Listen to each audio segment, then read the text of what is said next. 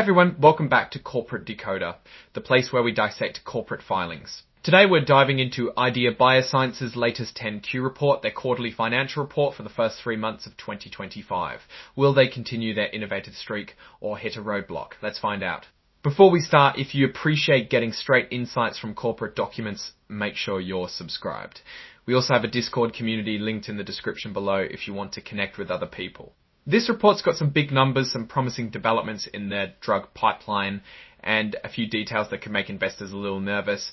We're going to break it all down, plain and simple. First off, let's get a snapshot of IDEAYA. As of early May 2025, they had about 87.6 million shares of their stock outstanding, meaning publicly available for trading. This number is important to keep in mind because it affects things like earnings per share, which tells you how profitable the company is per share. Now let's jump into the financial guts of this report, starting with where their money is going. Research and development, or R&D, is where biotech companies like IDEAYA spend a ton for the first 3 months of 2025.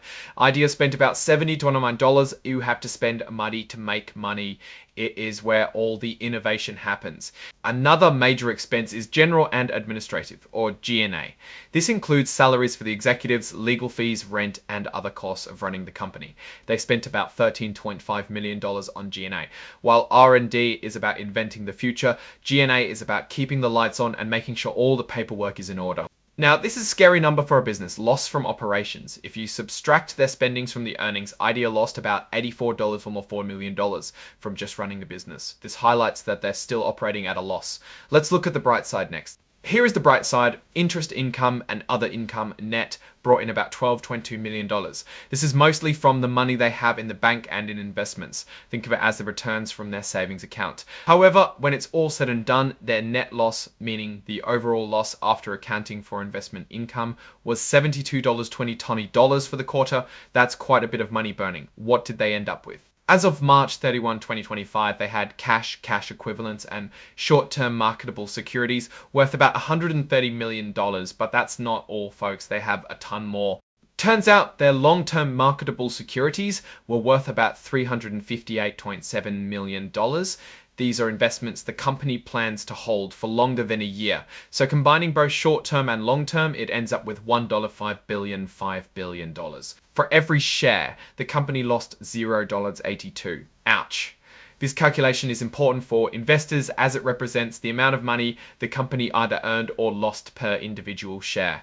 For comparison, last year that number was 0.53 cents. So again, oucho dollars that compared to last year. It's important to account for what the money was used on. Net cash used in operating activities was $60.3 million, which looks pretty bad until you compare it to the $43.08 money. Let's dive into what is being developed. Hidromal. The report highlights an impressive 6 potential first-in-class clinical stage product candidates. In biotech, first-in-class means it is a novel drug that does not use the same mechanism of action as existing drugs. In simpler terms, it's a completely new way to treat a disease, not just an improvement on existing methods.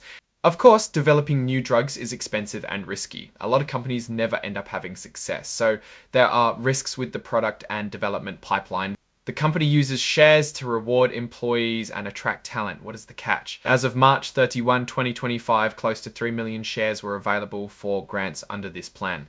This is used to incentivize companies' employers to try harder and be innovative, so the company has great talent behind it. Here is a short section. A large accounting standard was adopted in January 2024, which lead to additional disclosures in this report. This allows you and analysts to be much better at determining which segments and services are profitable. What are accounting policies? Accounting policies are the specific principles, bases, conventions, rules, and practices applied by an entity in preparing and presenting financial statements. Let's jump there and see what's changed. Apparently there weren't too many changes. In fact, the company will be ready as it adopts FASB updates and changes. The risks and uncertainties they face are the biggest factor that may affect the business. This covers a broad range of conditions that may hurt the company's success.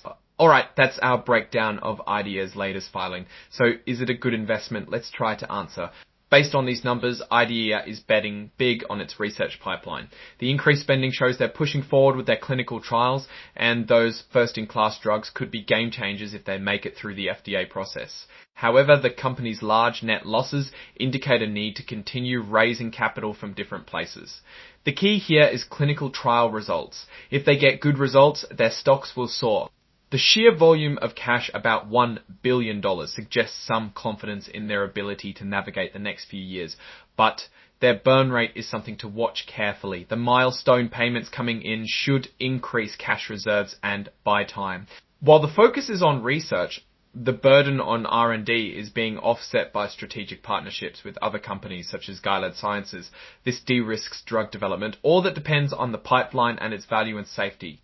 All those elements make IDEAYA a promising company to invest into, but with massive inherent risks, especially given the high percentage of losses versus revenue. What's your take on these numbers and what they signal for the company's future? Drop your thoughts in the comments. If this analysis was valuable, hitting that like button really helps, and subscribe for more deep dives. Don't forget to check out the Discord in the description for more behind the scenes info on the making of these videos. Thanks for watching. See you next time.